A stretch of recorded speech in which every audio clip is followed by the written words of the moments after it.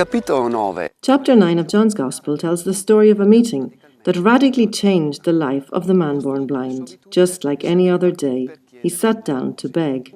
But this day, Jesus and his disciples passed by, and the Gospel tells us that Jesus saw him and gave him back his sight. This is an amazing story that gave joy to the blind man. But this is not the full story, because in fact, John dedicates an entire chapter to it. This event and sign that Jesus made involved many people. The first to be involved were those close to him, and those who knew the blind man before Jesus intervened.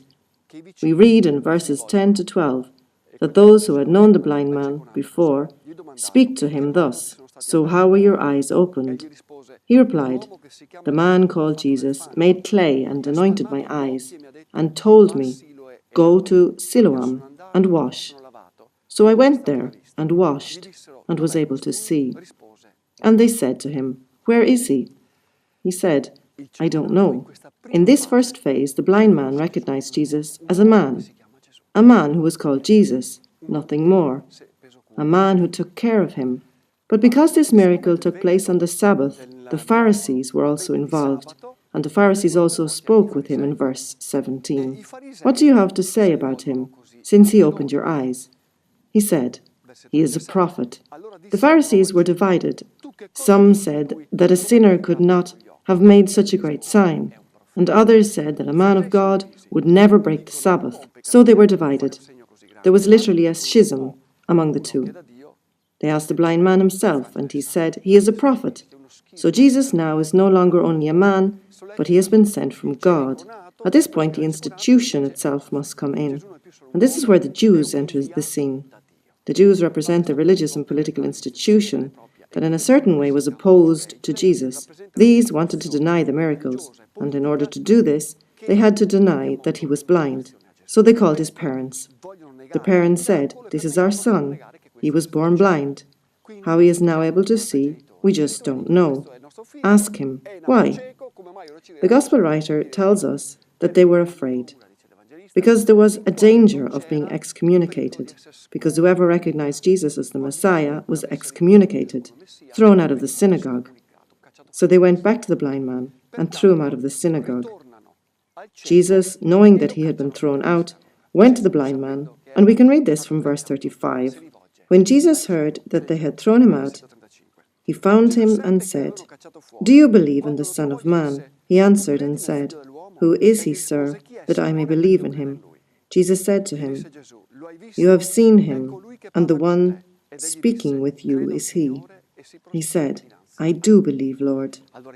And he worshipped him. So in this third moment, Jesus shows himself as the Son of God.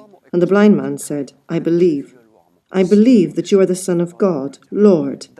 And he prostrated himself before him and worshipped him. From man to prophet to the Son of God. So the one who is Lord, and he prostrated himself before him to worship him. This journey, this blind man represents all those who are blind, which means those who do not have the eyes of faith to see Jesus.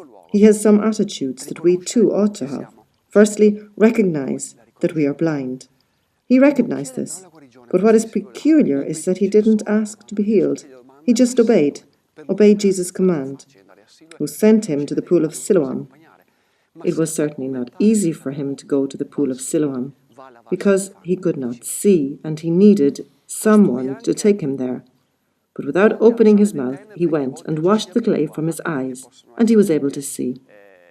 Besides leaving the darkness, which sometimes we even get used to, because sometimes it can also be a reason for survival and of getting money. He was also obedient, and he was willing to be excommunicated.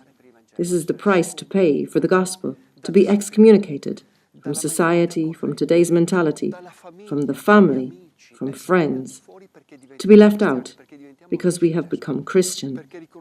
We have become friends of Jesus, and we recognize and see that Jesus is the Lord. This is the teaching he gives us, to allow ourselves even to be excommunicated, to go against the tide. This is the lesson. He received faith, which is trust in Jesus, which is the height of light that shines, to recognize that Jesus is Lord, He teaches us also to go against the tide. He teaches us to be obedient, despite the fact that it is not easy, and to be willing to be excommunicated from society, from the current trends and tendencies which are anti-Christian, and even from friendship, when we lose friends because we have received Jesus. Until the next time from the Sea of Galilee.